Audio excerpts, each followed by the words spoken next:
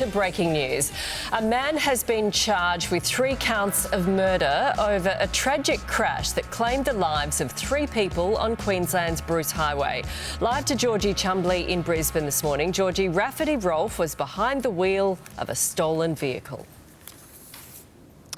Good morning, Nat. This crash has left 3 families devastated and an entire community reeling. As you said, Rafferty Rolfe has now been charged with 3 counts of murder over this crash, over the deaths of his partner, Gypsy Satterley, Terry Bishop, a 65-year-old father and grandfather, as well as Jessica Townley, an alpaca farmer on the Sunshine Coast. Now, what police say happened is that Terry was driving from Mackay down to Brisbane for a family member's wedding when he saw Gypsy, Rolfe's partner, looking distressed on the side of the Bruce Highway. He picked her up, and that's when Rolfe gave chase, chasing their vehicle and ramming into it, sending it into oncoming traffic of the Bruce Highway, hitting Jessica Townley's car and killing all 3 people. Rolfe was the sole survivor of that crash.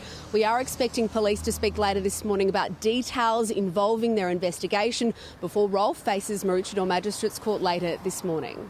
OK, thank you, Georgie. Here's Shervo.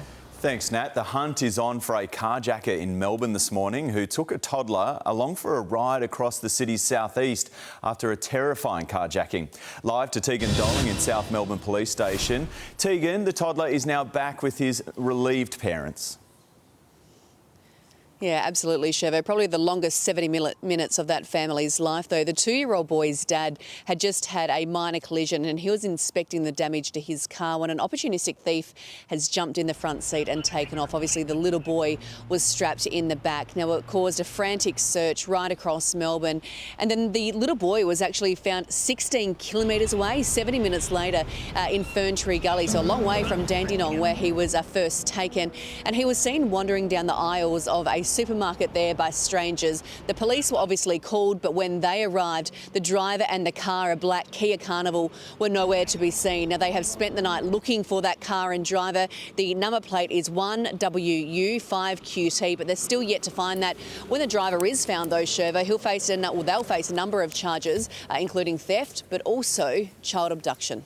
Scary, scary stuff. Thank you, Tegan. Let's get more news now. Here's Eddie. Thank you, Nat. Good morning. The battle to contain wildfires burning across Greece has continued for a 7th straight day.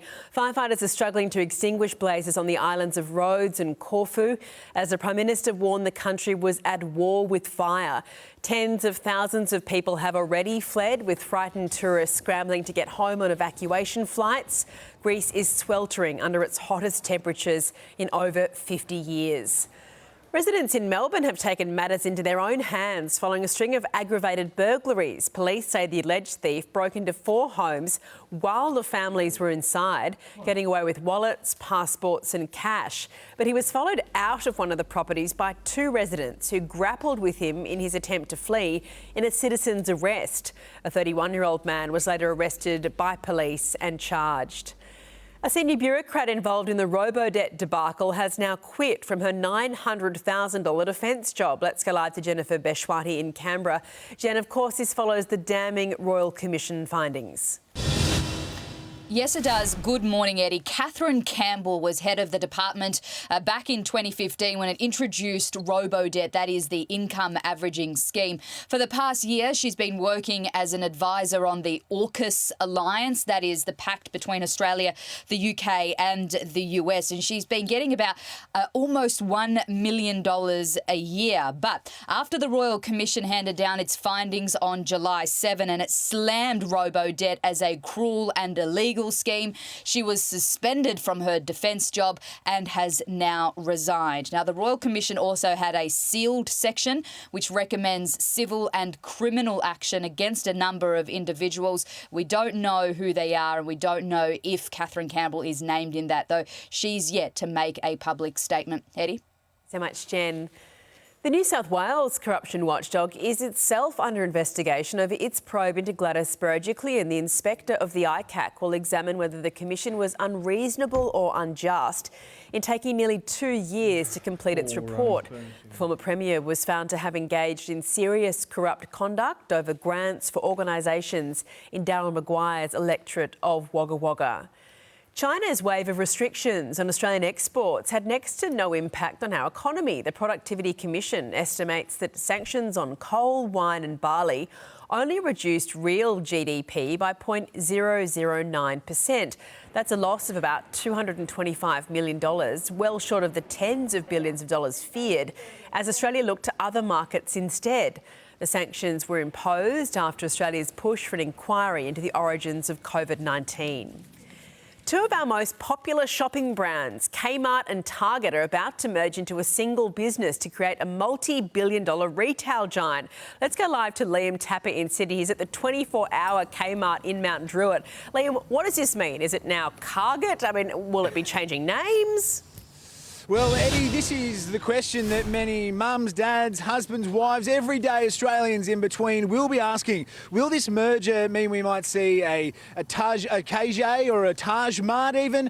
But alas, I can tell you this morning that it will stay the same. We will have Kmart and Target so people can breathe easily this morning. This union that's built out of a love of low-cost savings here right across Australia. It's going to create a $10 billion business but shoppers, they can still get the same bargains that they love every day. Now, reading a few comments online, a lot of people, they want the fashion from Target to maybe make its way over to Kmart, or the homewares from Kmart to make its way over to Target, but only time will tell about what management will do. I can say that management, they said there will be a few jobs lost, mainly in technology and merchandise, but they hope to create more jobs in time, Eddie. But no doubt people here at the 24-hour Kmart in Mount Druitt, they'll have a smile on their face because things are business as usual.